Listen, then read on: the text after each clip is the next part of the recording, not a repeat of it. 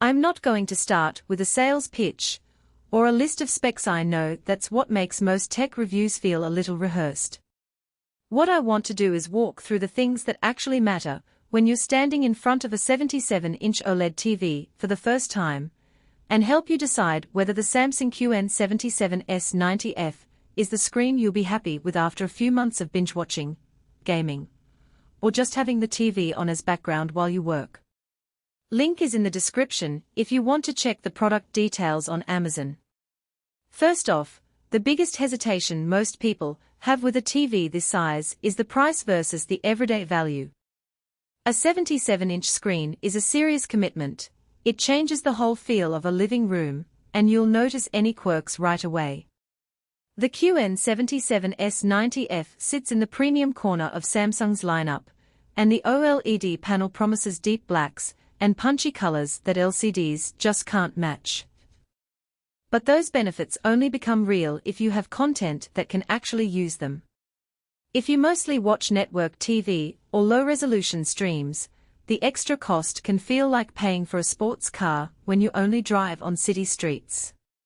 The first thing I checked after unboxing was the setup experience. Samsung's stand is sturdy, but because the panel is that large, you'll need at least 2 people to lift it onto the wall mount. The TV comes with a slim, almost invisible bezel, which makes it look like a piece of art rather than a box.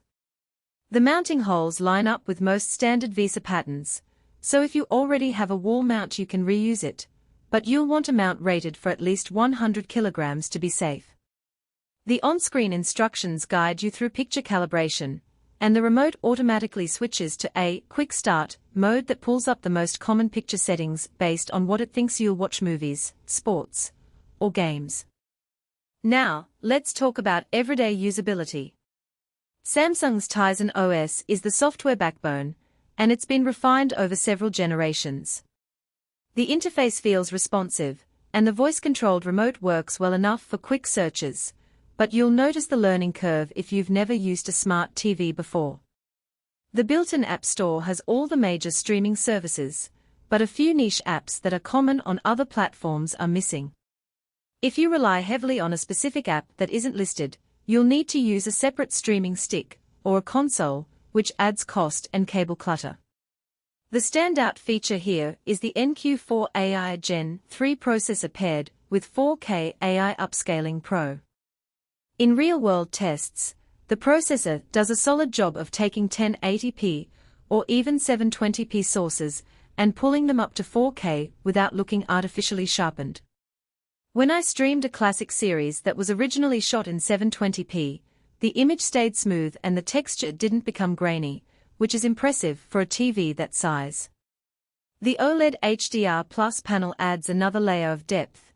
HDR highlights feel truly bright, and the blacks are so deep you can see the faintest details in night scene movies. For gaming, the low input lag, around 9 milliseconds in game mode, makes the TV feel snappy, and the high refresh rate handles fast-paced shooters without noticeable motion blur. But OLED isn't a free pass.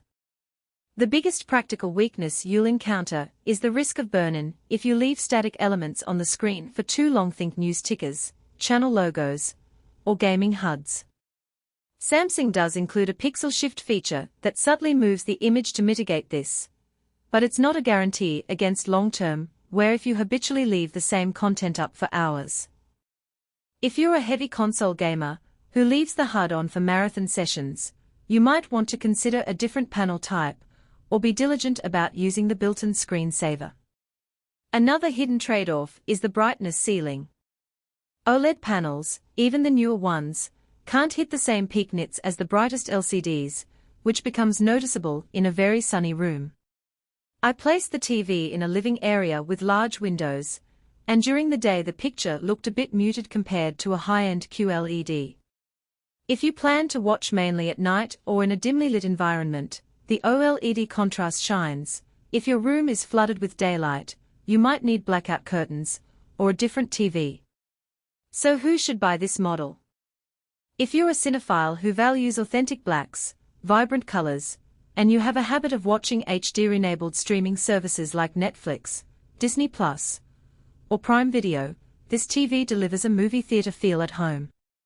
It also suits serious gamers who want low input lag and a fast response time, especially on newer consoles that can push 4K at 120 Hz. The large screen is perfect for a dedicated home theater room or an open-plan living space where the TV is the focal point, and you're willing to invest in a good sound system to complement the picture. Who should skip it? If your budget is tight and you're primarily watching